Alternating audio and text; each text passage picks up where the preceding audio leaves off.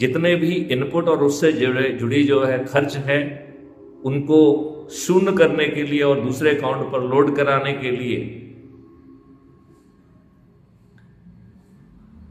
एक एमएसपी मिलने के बाद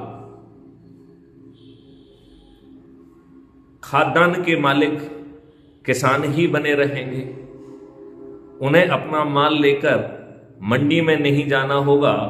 अधिकारियों के चक्कर नहीं लगाना होंगे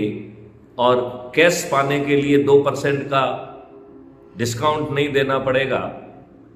बल्कि खाद्यान्न उनके खेत से बाहर निकलते ही उन्हें 1 एमएसपी का भुगतान हो जाएगा और उस खाद्यान्न के मालिक वो ही बने रहेंगे। अब यदि सभी इनपुट कॉस्ट जीरो हो गई हैं,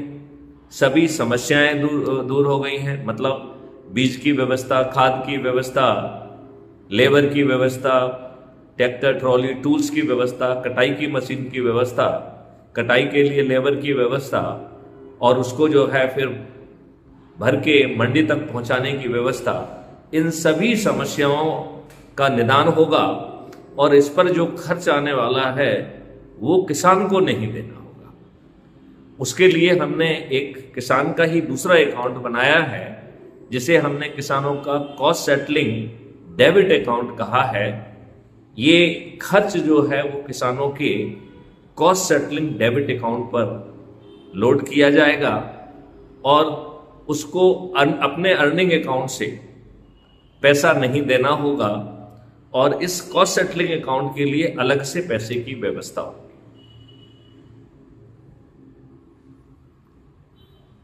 सवाल उठता है कि मंडी नहीं जाएंगे तो फिर कौन खरीदेगा,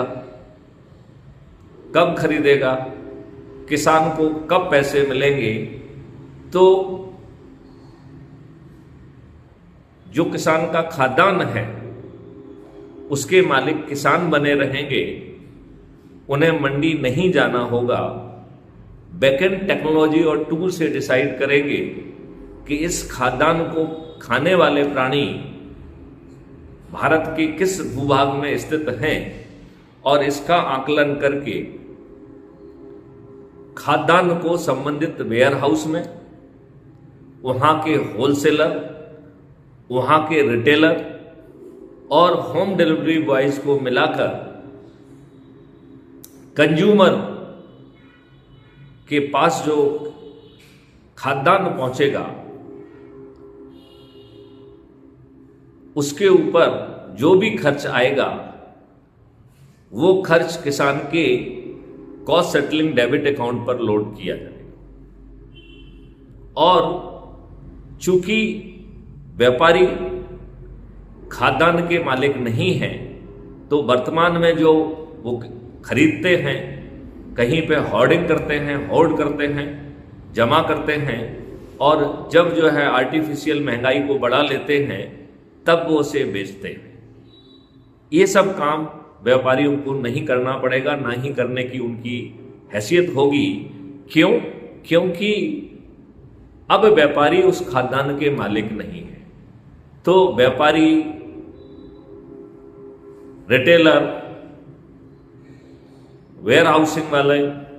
और यदि वो खाद्यान्न घर पे सीधा पहुंचाया जा रहा है तो होम डिलीवरी बॉयज,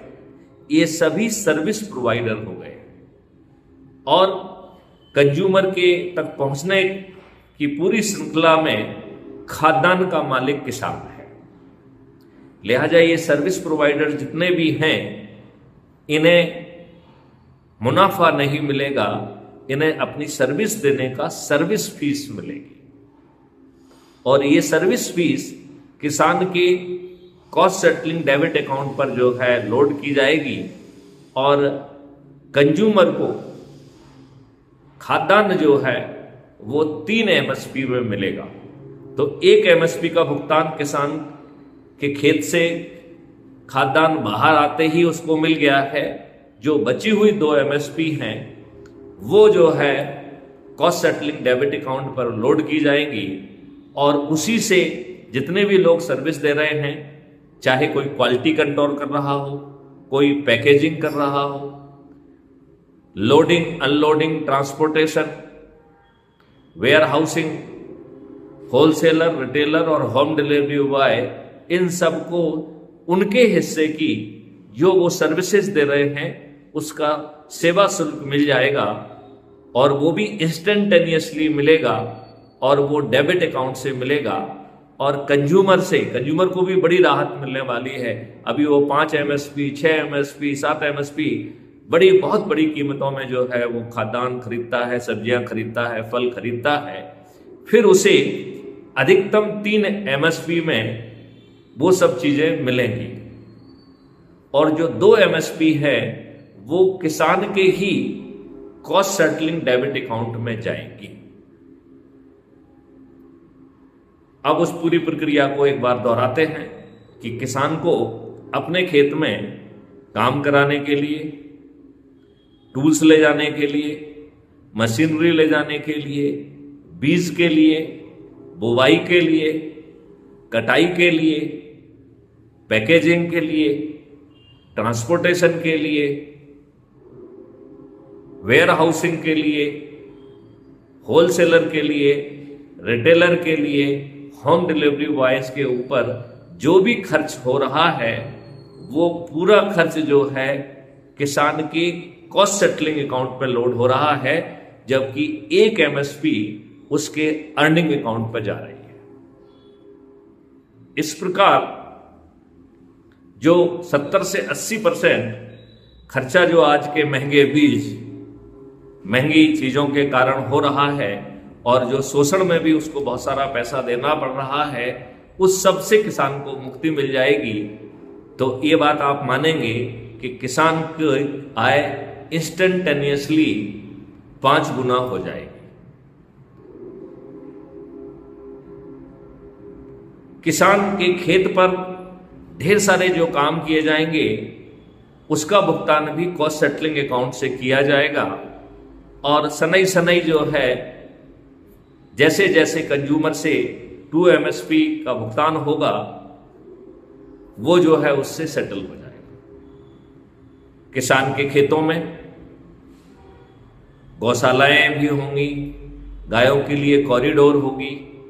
एक्वाकल्चर होगा, और एक्वाकल्चर के पीछे